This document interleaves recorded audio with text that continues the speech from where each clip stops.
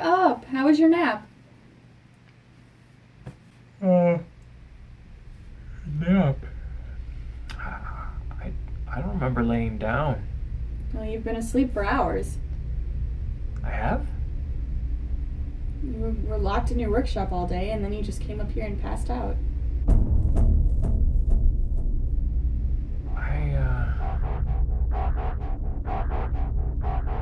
Workshop.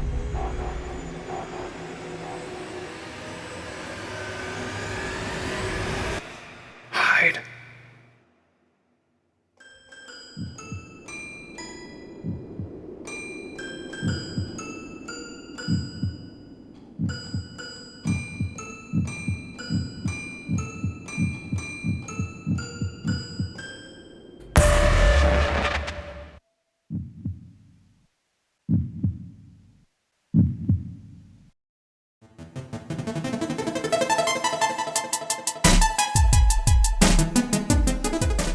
Hey fellow creators, welcome to Joel Creates. What you see in front of you is a fire-breathing big chungus. Now what is a chungus, you might ask?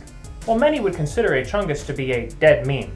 But like the phoenix that rose from the ashes, this thing has actually started on fire a couple times. Turns out that building a reliably controlled fire-breathing device is a little bit more of an undertaking than one might initially think.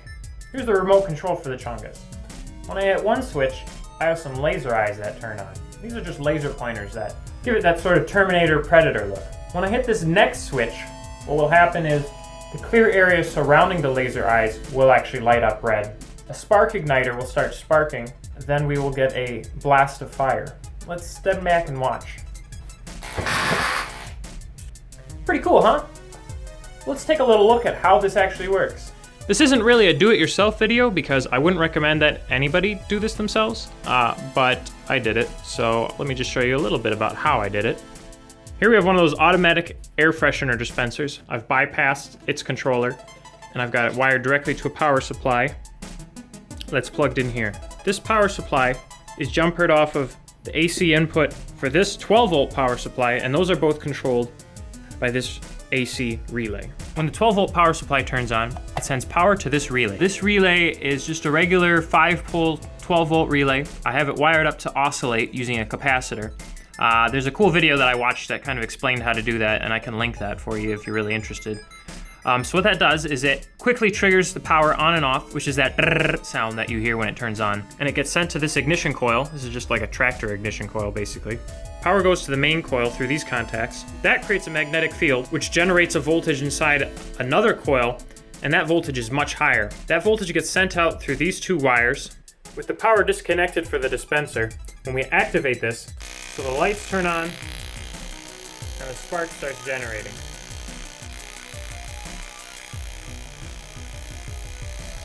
The one relay just turns on the lasers. Second AC relay activates the power supply. That powers a DC oscillating relay that powers the coil that goes up to make the sparks. It also sends power up to the red eyes. And then the AC power continues to this plug, turns on a 5-volt power supply, and turns this motor. It's actually fairly simple once it's all laid out. It's not the most reliable. And like I said, I had some issues when I tried putting in a stronger propellant.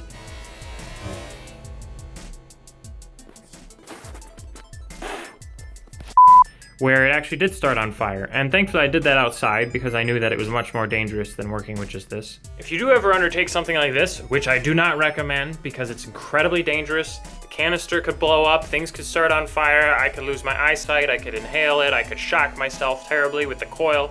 But anybody who ever plays with fire should be prepared for the worst. So really, just don't do this. Also, the ears broke off at one point, so I had to reattach those. I hope you've enjoyed watching, and consider subscribing, because this is just the beginning. What do you think of the mock horror movie trailer? Why don't we go ahead and watch this thing throw some more flames?